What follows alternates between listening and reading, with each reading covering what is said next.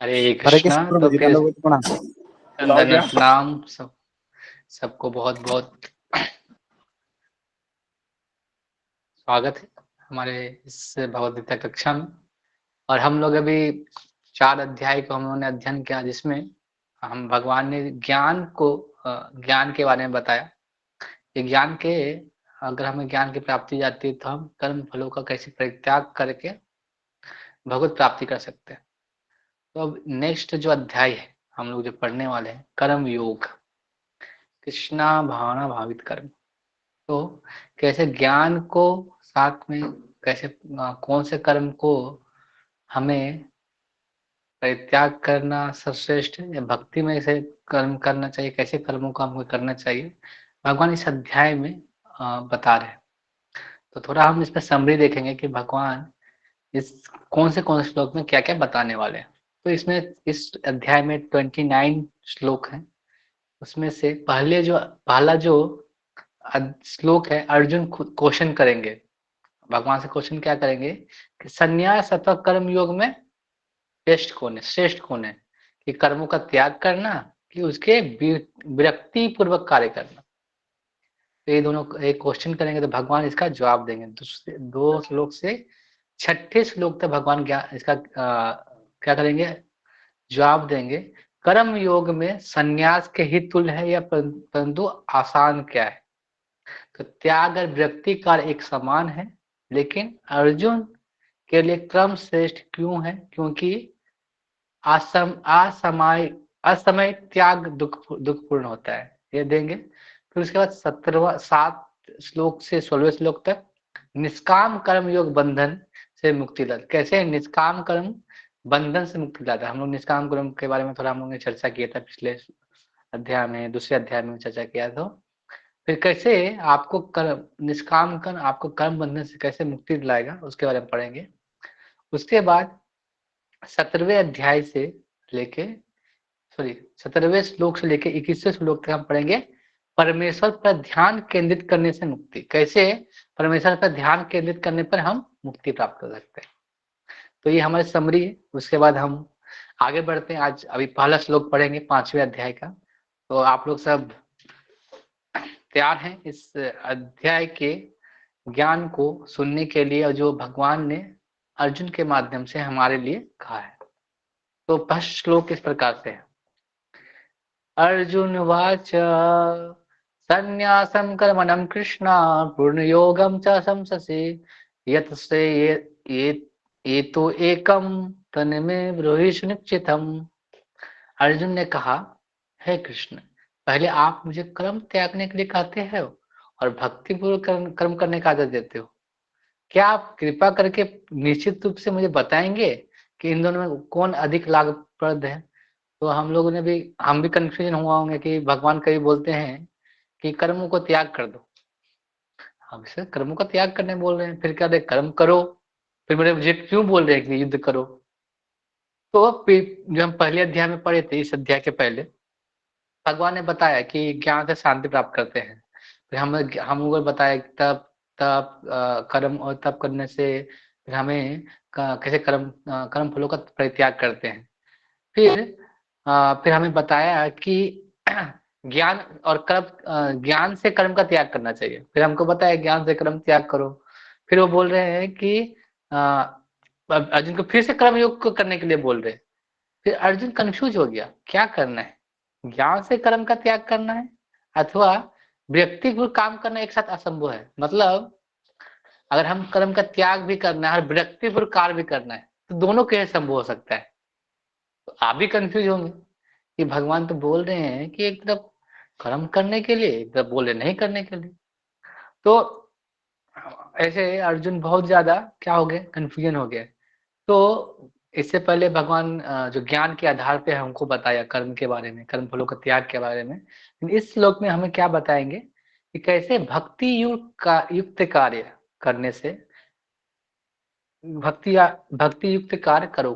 कैसे, तो क्या करना है, कैसे ज्ञान युक्त क्रिया उसका है कि ज्ञान युक्त से हमको कर्म करना है, उसको कर्म फलों को परित्याग करना है। लेकिन हमें भक्तिमय कर्म करना है, भक्तिमय कर्म करना है, क्योंकि हमारा जो जो हमारा आत्मा है वो कर्म किए बिना नहीं रह सकता, तो आपको कर्म करना ही पड़ेगा। तो इसीलिए अर्जुन को कृष्ण बता रहे हैं क्या करने के लिए, भक्ति में सेवा। क्योंकि भक्ति में सेवा मतलब क्या होता है कि भगवान की प्रसन्नता के लिए कोई कार्य करते हैं प्रीति प्रेम से, तो उस सेवा को करना है। तो भगवान की प्रसन्नता क्या हो रही है उस अभी युद्ध में, कि युद्ध करना है, धर्म की स्थापना करना है।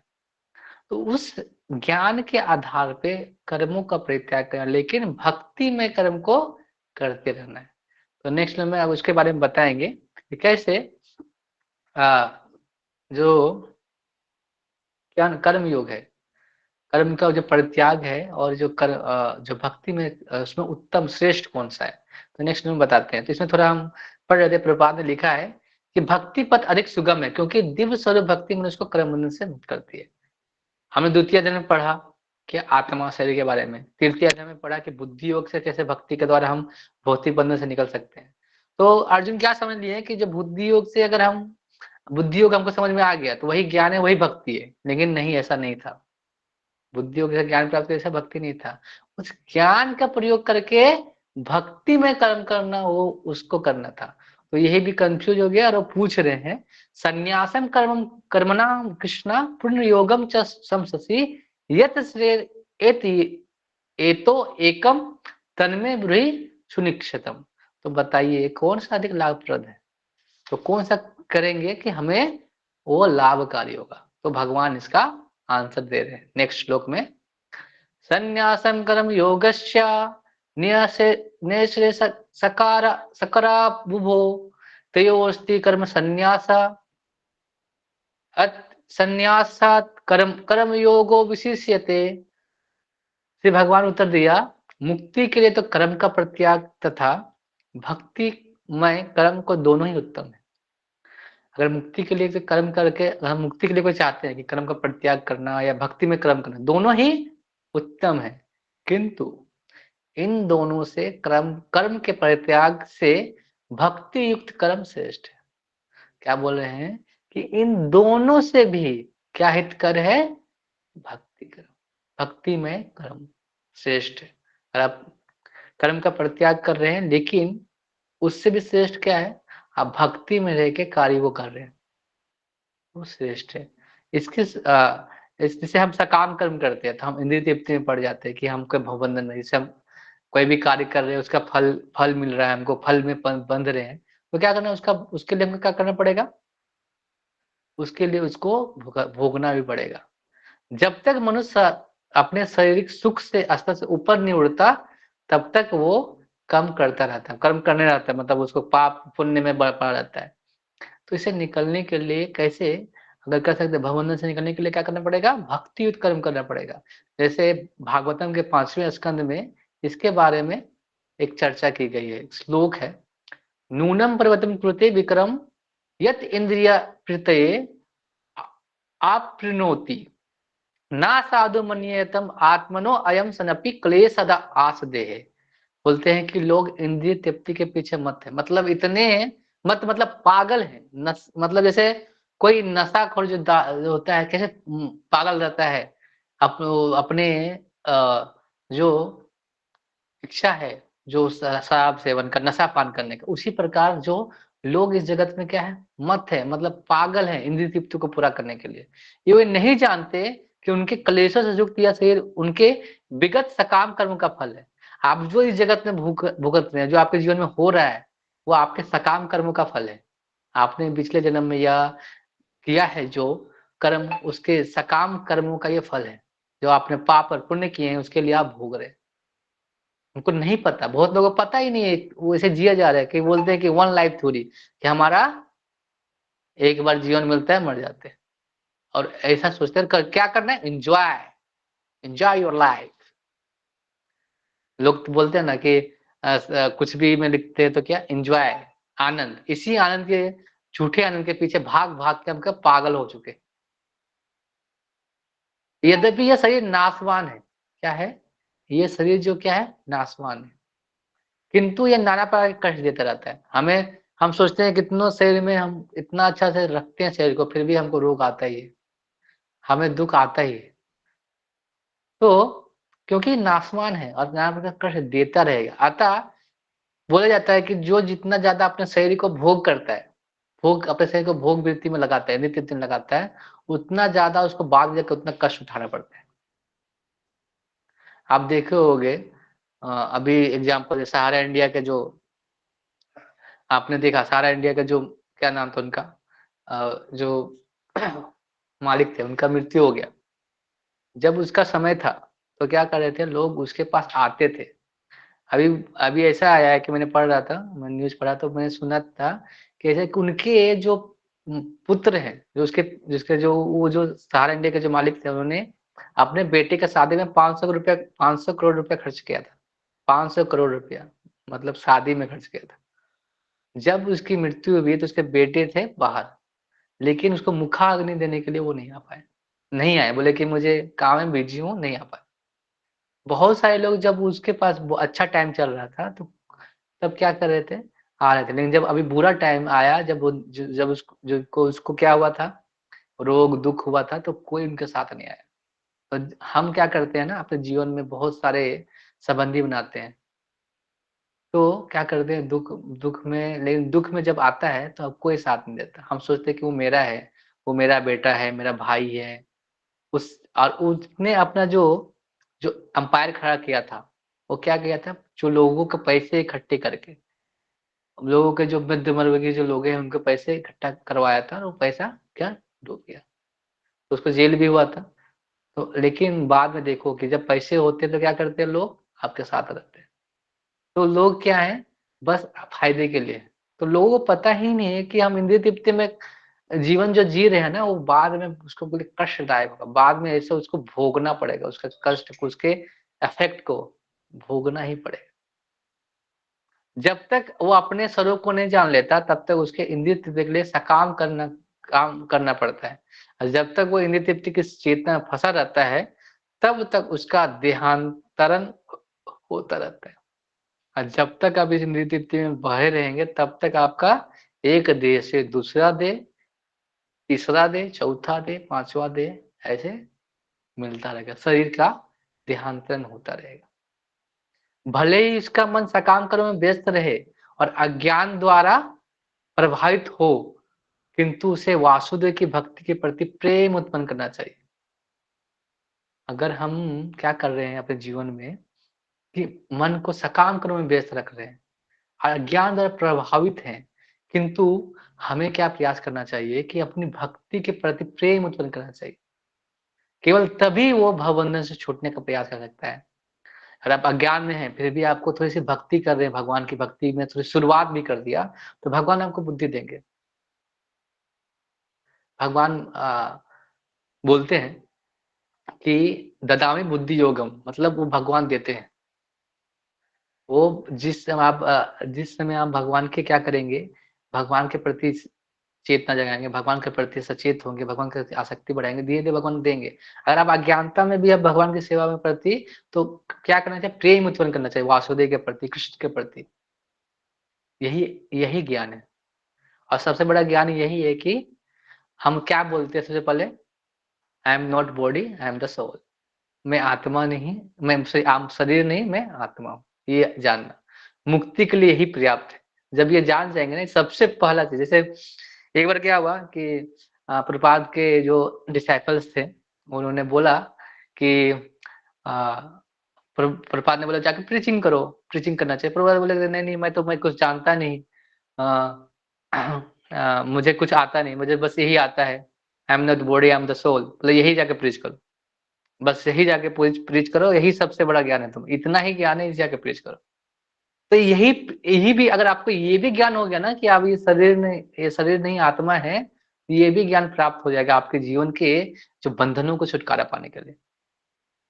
तो जीवात्मा का स्तर क्या है? मनुष्य को कर्म करना होगा। कर्म तो करना ही पड़ेगा, आपको कर्म करने बिना रह नहीं सकते। लेकिन कर्म कैसे करना है, वो पता होना चाहिए। इसीलिए तो ज्ञान बताएँ पर पहले भगवान, फिर ज्ञान से युक्त होके भक्ति में सेवा बता रहे हैं। भगवान सब लेके आ रहे हैं आपको साथ में।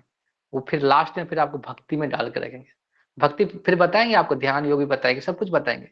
लेकिन आपको जब टेस्ट आएगा कि भक्ति, भक्ति में कितना आनंद है, तो आप भक्ति में सेवा में लगेंगे, और वही सबसे सर्वश्रेष्ठ है। अगर संन्यास में भी आप, अगर संन्यास में है, अगर कोई बहुत सारे, जैसे एक भक्ति रसामृत में, रसामृत सिंधु में एक श्लोक है, प्राप्तिकृत्य बुद्धया हरि संबंध वस्तुना मुमुक्ष विपरित्यागो वैराग्यम फल्गु कथ्यते।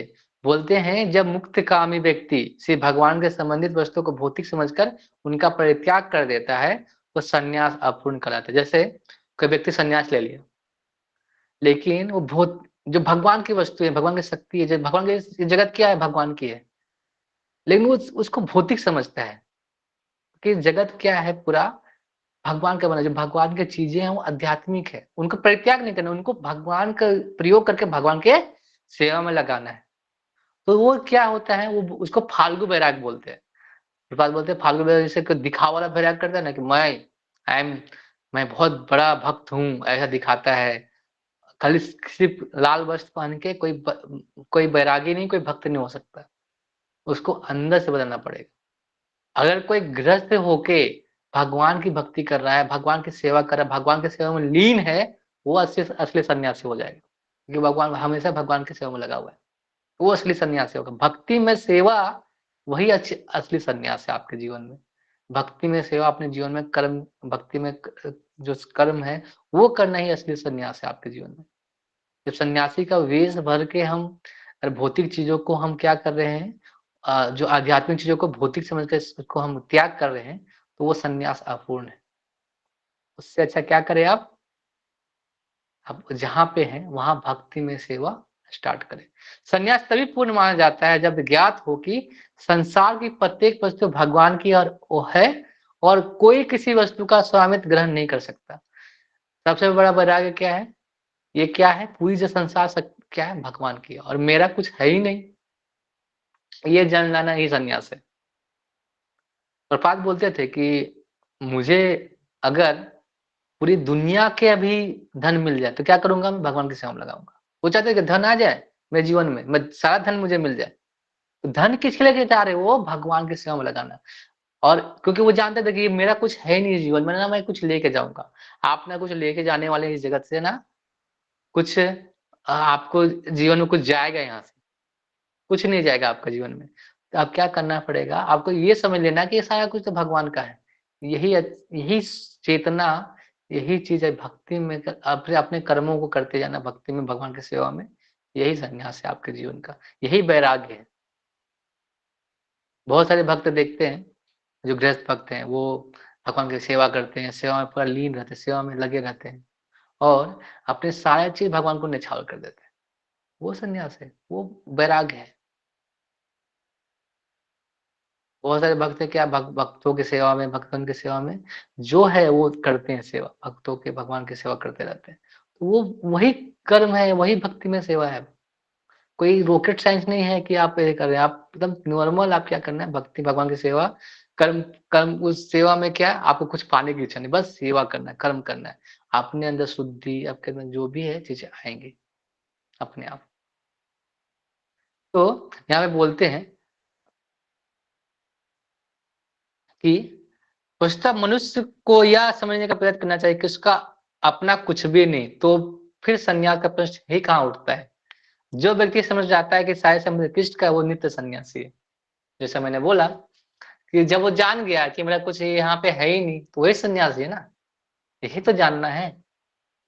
हम बोलते हैं हमने ये छोड़ दिया, वो छोड़ दिया, ये कर दिया, लेकिन ये जानना जरूरी है कि मेरा था ही क्या कि जो मैंने छोड़ दिया।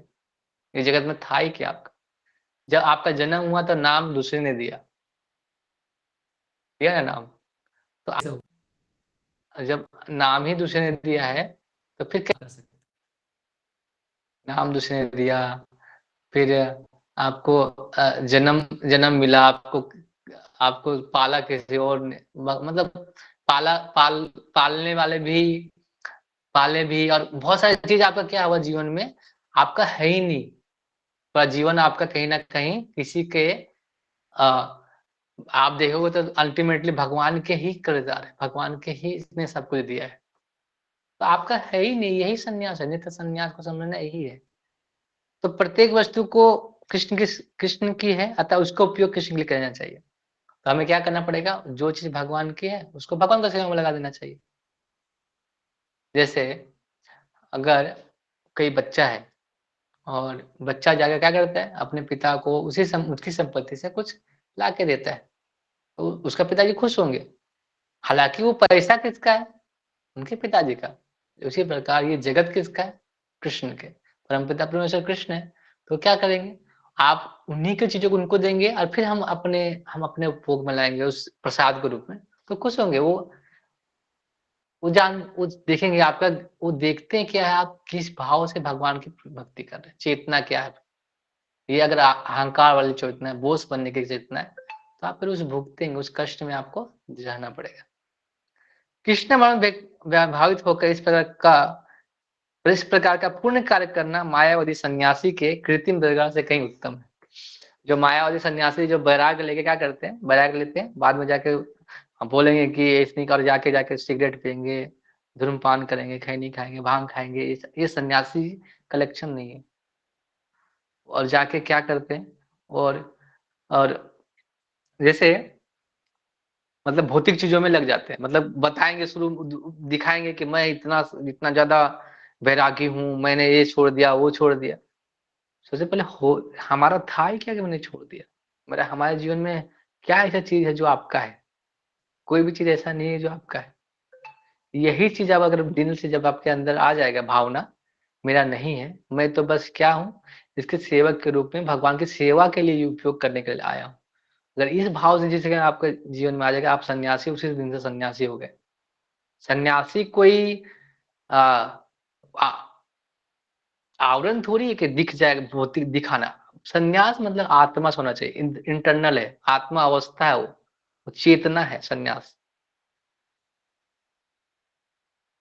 ये ऐसी भाव रखने से आप भक्ति कर सकते हैं। कोई भगवान के प्रति इतना सचेत, भगवान के प्रति इतना ज्यादा ये कर रहा है, यही चेतना पे, सब चेतना पे, तो यही भगवान कृष्ण अर्जुन को बता रहे हैं कि तुम इतना कंफ्यूज मत हो कर्म योग परित्याग करने के लिए, तुम ज्ञान से प्रयोग करके अपने भक्ति में कर्म को करो ना, वही श्रेष्ठ। इसलिए भगवान क्या बोल रहे हैं, युद्ध करो। आगे ही भगवान बोलेंगे युद्ध करो। तो वो सोच रहे कि आप बोल रहे एक टाइम कर्म का परित्याग करो और एक बार बोल रहे हैं मुझे युद्ध करो। तो युद्ध क्यों कर रहे हैं कि भगवान की इच्छा थी, भगवान की इच्छा खुद थी, तो भगवान की इच्छा ले कोई कार्य करना भक्ति में सेवा होती है। तो हमें यही प्रयास अपने जीवन में करना चाहिए। हरे कृष्णा। तो आप भी अपने जीवन में क्या करना है, क्या करना है आपके जीवन में, आपको क्या करना पड़ेगा। अब इसे क्या करना शुरू करेंगे आप, प्रैक्टिस करना है, एक बार में नहीं आएगा। हम तो बोलते ही हैं, मेरा है, लेकिन वो प्रैक्टिस में लाना है। क्या करना पड़ेगा आप लोग।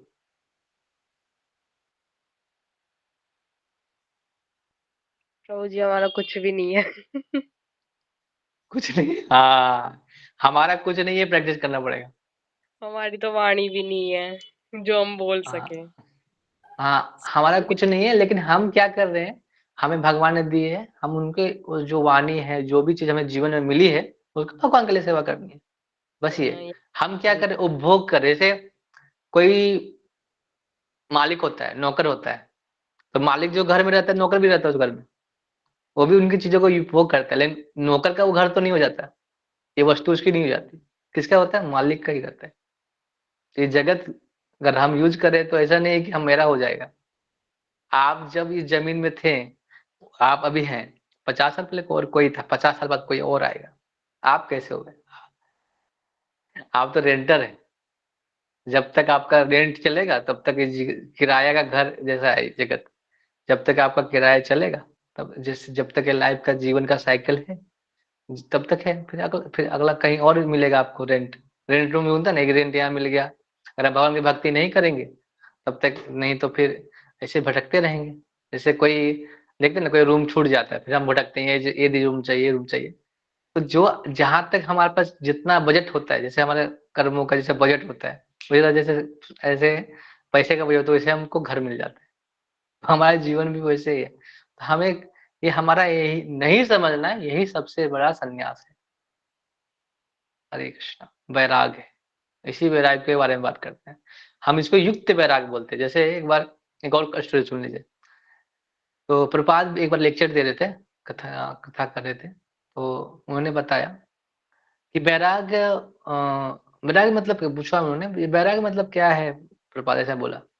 तो वैराग्य ये जान लेना कि मेरा कुछ नहीं है, और ये कि जो चीज़ है वो भगवान के सामने। जैसे अगर हम कुछ भी हमारे पास है, जैसे वो माइक था उनके पास, मेरे पास, तो बोला ये जैसे माइक है ये, तो माइक ये मैकेनिकल डिवाइस है, लेकिन इसको क्या यूज़ कर सकते हैं? संगीत के लिए, गाने के लिए, लोग बहुत सारे लोग रोक सकते, लेकिन उस माइक का यूज़ हम क्या कर रहे हैं? भगवान के बारे में बोलने के लिए, लीलाओं को सुनाने के लिए। तो क्या होगा? वो भी आध्यात्मिक बन गया। वही जब खाना हम खाते थे, जो भोग नहीं लगाते, अगर हम भोग लगाते तो क्या बन जाता है? प्रसाद, आध्यात्मिक बन जाता है। तो वही चीज़ जब हम भगवान को अर्पित करते हैं, भगवान को ऑफ़र करते हैं, भगवान भक्ति में कर्मों के द्वारा हम भगवान को सारे कर्मों को भी कर देते हैं, तो वो क्या हो जाता है? वो भी आध्यात्मिक बन जाता है। तो ये चेतना हमारे अंदर आनी चाहिए। हरे कृष्णा। ओके, अब क्वेश्चन टाइम। एस दीपक प्रभु। हरे कृष्ण बाबा। हरे कृष्ण प्रभु जी, बोलिए। सब ठीक है कुछ बाबा, सुन क्वेश्चन रहे है? हैं। हाँ, अच्छा है, सुनते रहिए। आप भी भक्ति में सेवा करते रहिए। ठीक है ये बाबा, आप प्रभु जी लोग। बहुत से प्रभु जी बल के गांव वाले हैं, और ये अभी अच्छा सेवा इधर हमारे यहाँ सेवा करते रहते हैं, हमारे सेवा देते रहते हैं। हरे हरे कृष्ण। कृष्ण। और किसी का सवाल है क्या?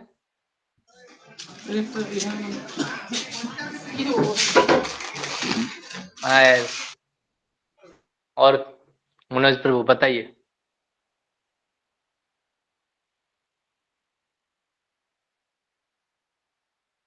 हरे कृष्ण प्रभु, हरे आप कृष्णा, बताइए। दंडवत प्रणाम। हाँ हाँ प्रभु जी, बताइए आपका। मेरे को ये 5वां चैप्टर जो है, हम्म,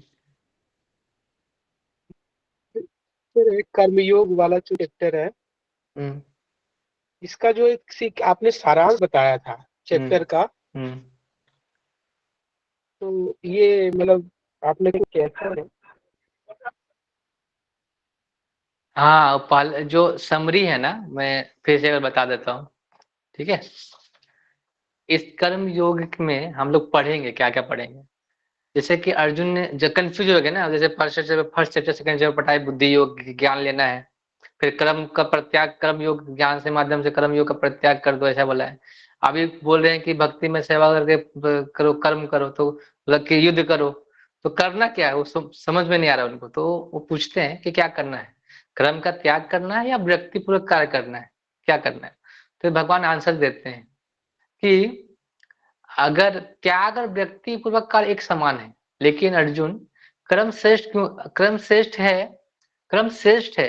अगर जैसे कि असमय हम कुछ भी त्याग नहीं करना चाहिए, हमको क्या करना चाहिए? उस कर्म को भक्ति में जोड़ के कर्म को करना चाहिए, उसको श्रेष्ठ बताते हैं। फिर क्या बताते हैं? वो दूसरे श्लोक से छठे श्लोक तक बताते हैं कि संन्यास और जो भक्ति में सेवा, दोनों कैसे मतलब कैसे अलग है, कैसे समान है। तो संन्यास का मतलब ये एक नहीं से होता कि छह, हम, हाँ, एक क्या से बोलते हैं? छह श्लोक तक, हाँ, एक से फ्रॉम वन श्लोक टू दो से सिक्स छह, श्लोक। टू से सिक्स। अच्छा, 2 से 6। हाँ, कर्म योग में संन्यास के बारे में बता रहे, संन्यास कैसा होना चाहिए, और वो श्रेष्ठ कौन सा है, कर्मों का परित्याग या भक्ति में कर्म, उसी के बारे में चर्चा करेंगे। आगे फिर निष्काम कर्म के बारे में बताएंगे। फिर उसके आगे में 17वां से 29वां श्लोक से परमेश्वर में ध्यान कैसे केंद्रित करके मुक्ति प्राप्त कर सकते हैं, उसके बारे में बताएंगे। तो हम 17 से धीरे धीरे 29। पढ़ेंगे। हाँ, तो ये भी आज आपने मतलब जो मुख्य बिंदु है आज का, वो संन्यास का है कि संन्यास हम लोग जो धारण करते हैं, तो फालतू वैराग वाला ध्यान नहीं करना है। हमें अपनी चेतना को नित्य संन्यास के भाव पूर्ण करना है, और भक्ति में सेवा जी जी करने के साथ करना है, ये जरूरी है। ये तो जी जी, लोग तो कपड़े बहुत कपड़े बहुत पहन लिए। कपड़े पहने से कुछ नहीं होता है। लोग लोग बहुत सारे लोग हैं जो ऐसे दिखावा करके भी वैराग करते हैं, तो वो वैराग आपको दिख जाएगा कि वो लोग क्या कर रहे हैं। क्योंकि कभी जो भगवान के जो भक्त होते हैं ना, कभी वो मतलब दिखावा ढकोसला नहीं करते, फालतू बोलते, फालतू बैराग्य बोलते हैं, ऐसे बहुत सारे मायावादी लोग हैं जो ऐसे पहन के घूमते हैं। वो जब आते हैं तो बहुत बार बात करते हैं, लेकिन जाके क्या करते हैं, भौतिक चीजों में लगे रहते हैं। अंदर से वो भौतिक असंग चीजों में, उन्हीं की चेतना में पड़े रहते हैं। यहाँ पर कुछ जो है हमारे अनुकूल ठाकुर का नाम सुना है आपने? मैं नहीं सुना हूँ, मैं देखूंगा, फिर एक बार देखता हूँ क्या है उनका। जी, मैं बता रहा हूँ।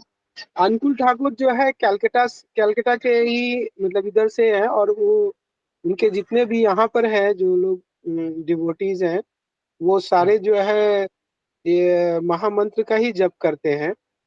हरे और कृष्ण उनके महामंत्र। सारे हरे कृष्ण महामंत्र का ही जप करते हैं। और सारे मोस्टली यहाँ पर बंगाली हैं।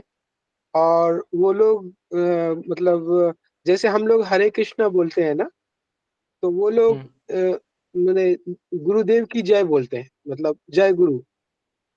तो अच्छा। कलकत्ता में आप ये चीज अगर नहीं जानते होंगे तो ये थोड़ा सा मैं बता रहा हूँ कि ये जो है ये जानना जरूरी है कि ये जय गुरु जो लोग बोलते हैं, या ये लोग जो है बेसिकली फॉलो सब सिस्टम अपना ही करते हैं, लेकिन उस सिस्टम में अपने हिसाब से तोड़ मड़ोड़ के, जैसे बृहस्पतिवार के दिन में नहीं खाएंगे, शनिवार के दिन में नहीं खाएंगे, बाकी दिन खाएंगे। अच्छा, वो जहाँ भी प्रीचिंग करने जाते हैं वहां से पैसा लेते हैं। और जैसे क्या है, बहुत सारी चीजें हैं। मतलब यहाँ पर करीबन हर एक जगह पे, जैसे आप कलकत्ता से लेके यहाँ तक पूरे बंगाल में आप घूरिएगा तो कम से कम हजारों प्रीचिंग सेंटर इनका है, जहाँ पर ये जय गुरु हम्म, जो लोग हैं हरे कृष्ण महामंत्र ही जाप करते हैं। लेकिन इनका वैसा सिस्टम कुछ चलता है। और सारे जो लोग हैं, जो भी तो सन्यासी इनके बन गए, हम्म, कपड़े पहन के चलते हैं, वो पैसे लेते हैं ये वगैरह। तो ये इस तरह की जो चीजें जो हम्म। कि नहीं होना चाहिए, वो सारी चीजें हो रही है। मतलब यही चीज ये मायावादी वाला अपराध में आता है सिस्टम। प्रभु जी, जो नाम के बल में कोई अगर अर्थ कमाता है ना, वो अपराध है। जो नाम के बल में जो करते हैं ना, धन संग्रह, अर्थवाद, ये अर्थ जो करते हैं ना, अर्थ अलग कमाते हैं, वो अपराध के रूप में। तो उसको, और उसका परिणाम तो उसको मिलेगा ही। Basically where I am located basically right now, उसके आसपास में हम्म, करीबन जो है सैकड़ों की तुलना में जो है लोग जय गुरु मतलब ये अनुकूल ठाकुर के भक्त हैं। आप सर्च भी मारिएगा थोड़ा एक बार कभी, तो आप देख हम्म, पाइएगा। तो हाँ, ये जो मैं लोकेशन हूँ जहाँ पर, वहां पर मैं तो एवरी डे जो है अपना कॉन्फेक्शनरी शॉप में जो है राधा माधव का जो हमने बहुत बड़ा जो है ये लगाया है, और वहीं पर रोज कीर्तन करता हूँ। कम से पहले सुबह में हो हम्म, गया तो मतलब दर्शन आरती में सारे जो है, उसके बाद जो समझ लीजिए संध्या आरती रहता है, तो ये पंचतत्व, उसके बाद जो है राधा माधव जी, नरसिंह जी, तुलसी महारानी गीत, मतलब वो चलता रहता है, और ये भजन चलता रहता है मेरा। तो ये सारे लोग आते हैं और ये समझने की चेष्टा करते हैं कि एक्चुअल में जो है मैंने क्या डिफरेंस है। तो मैं बोला कि धीरे धीरे आप लोग जुड़ना चालू करो तो जाके समझ में आएगा। खाली वो आधा काम करने से नहीं होगा, पूरा काम करना। नहीं नहीं, वो तो मतलब वो क्या, किसकी पूजा करते हैं, किसके, किसका आराधना करते हैं, क्या करते नहीं, मैंने वो ठाकुर जी की ही आराधना करते हैं, लेकिन क्या वो लोग गुरु विशेष मैंने जय गुरु ने गुरु को ही मेन मानते हैं, मतलब। तो कहने का मतलब गुरु विशेष तो है, लेकिन उनको जो है आप गुरु ही ऐसे पूजनीय हो गए कि वो लोग मतलब ठाकुर जी को साइड कर दिए, गुरु ही पूजा कर रहे हैं। जबकि जो है अब फिर वो जैसे होता है ना कि राजाओं का बेटा राजा, तो वो गुरु के बेटे गुरु, ऐसे गुरु माता के बेटे जो है मतलब गुरु, ऐसे हिसाब से सिस्टम है उनका। अभी आप सर्च करिए हैं तो ऐसा? इसका निचोड़ क्या है, तो मुझे यहाँ पर क्या करना चाहिए, मैं इसके लिए बताया ये चीज कि मुझे यहाँ पर नहीं कैसा नहीं, क्या स्टेप से। है, देखिए, लोग क्या है ना, जैसे जैसे गुरु बनने के लिए आपको, मतलब क्या होता है, उसका पात्रता होनी चाहिए गुरु बनने की। आप गुरु बनने के लिए क्या है, तत्व वो शास्त्रों को जाना है। जैसे ऐसा नहीं होता, जैसे प्रभात के बेटे हैं, लेकिन प्रभात के बेटे गुरु थोड़ी हो जाते हैं। जो ने उस तपस्या की है, जो उन्होंने साधना की है कोई, और को जो उन गुणों पे चला है, उस शास्त्रों पे चला है, उसी को गुरु बनने का अधिकार है। और ऐसे सिस्टम सबसे नहीं हो बड़ी सकता। और सबसे हम्म, बड़ी जो है, मुझे बहुत खराब लगती है ये चीज को बताने में, किसी के बारे में, किसी गुरु के बारे में ये चीज बताने में, या जो ये जय गुरु या अनुकूल ठाकुर जो हैं, आप बहुत फॉलोअर्स हैं यहाँ पे, लाखों की तादाद में, आप एक बार सर्च करिएगा कभी टाइम मिले तो लेकिन सबसे बड़ा बात है ना, आप जब उनका मतलब वो फोटो देखेंगे ना, तो मतलब जब उनका जो मतलब ये है, तो फोटो देखेंगे ना तो उस फोटो में आपको एक ऐसा विशेष चीज मिलेगा जिससे आपको बहुत ही भौतिकता नजर आएगी। जो मैंने इस चीज को समझा है, और मैं किसको बोलता नहीं हूँ, लेकिन मैं ये बोलने वाली चीज है। वो उस फोटो के अंदर में आप देखिएगा कि वो हुक्का लिए हुए हैं, फोटो के अंदर में लोग पूजा कर रहे हैं, हम्म, वो खुद देखिए क्या हुक्का है, लिए हुए, प्रपात हुक्के का बोलते थे, पाइप। वो प्रपात बोलते थे कि जो ठगाना चाहते हैं ना उसको ठग मिल जाते हैं।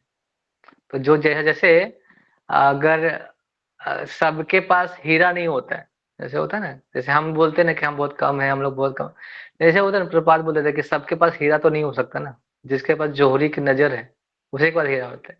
तो हम अगर हमारे पास हम, क्योंकि हमारा जो चीज है ना वो हीरा है, बहुत कीमती है, बहुत कम लोगों को मिलेगा। और जो चीज जैसे होता है ना कि लोहा, कबाड़ वबाड़ जो होते हैं वो बहुत जल्दी मिल जाते हैं सबको, लोहा वगैरह। तो इस हमारा जो चीज है हीरा है, हम भक्ति कर रहे हैं, जो हम सेवा कर रहे हैं, तो हीरा है, तो इसीलिए कम लोग अट्रैक्ट, कम, क्योंकि इतने तपस्या है ना, क्योंकि हीरा को तपने में बहुत टाइम लगता है, हीरा बनने में बहुत टाइम लगता है। इसीलिए हमारी तब बहुत सारे ऐसे नहीं कि वही है, बहुत सारे लोग हैं जो ऐसे कार्य कर रहे हैं, जो अपने स्वार्थ के लिए कर रहे हैं। तो कोई नहीं, अगर अगर वो ऐसा कर रहे हैं तो उसको उसके अनुसार उसको उसको मिलेगा सजा। हमें हम्म, हमें अपना जो अपना चीज है ना, अपने को बढ़ाना है, अपना जीवन जो अपने प्रचार को, अपने साधना भक्ति को, जितना ज्यादा आप साधना अच्छे से करेंगे उतना ज्यादा आप प्रचार कर सकते हैं, उतनी ज्यादा आप भक्ति कर सकते हैं। तो हमें बस यही प्रयास करें कि हम भी प्रचार करते रहें। वो जो जो हमारे पास है ना, वो किसी के पास नहीं। और कोई चार नियम जो चीज है जो फॉलो नहीं कर रहा है, जो चार नियम है वो सब नहीं कर रहा है, तो ये जब चीज हमारे। गुरुदेव हम्म। जब गुरुदेव खुद ही हुक्का लिए तो बाकी लोगों को बोतल, शराब की बोतल लेने में क्या प्रॉब्लम है? मैं तो वही मैंने बोल नहीं पाता लोगों को, फिर क्या प्रॉब्लम है? अच्छा, दूसरी बात ये है कि जो आपने मुझे इस्कॉन डिसाइपल कोर्स के बारे में बताया था ना, तो हमने क्या उसका हाँ। स्टडी करना चालू किया। तो मुझे जो है कुछ हाँ। पीडीएफ मिले, कुछ वीडियोस मिले। उसमें हम्म। उसमें एक जो है ये मिला इस्कॉन का कि गुरु की खोज है कैसे करें। हाँ। तो वो जब गुरु की खोज वाला जो प्रभुपाद जी भी लिखे हुए थे और ये भी है, तो हमने जो ये हम्म। करते हुए देखा कि कम से कम मैंने किसी को